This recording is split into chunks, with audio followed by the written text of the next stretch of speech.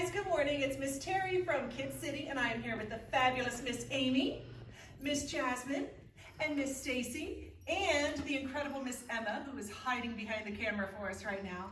Today, we have taken over one of the KidCity classrooms because we want to show you a super fun activity that you can do in your own living room, in your bedroom, just about any room in your house. All you're going to need is some crepe paper because we are going to make streamer obstacle course today. Now, if you don't have streamers or crepe paper, don't worry. You could use yarn, string, rope, anything like that that you've got laying around. So, are you guys ready to get started? I'm ready. Let's do it! All right.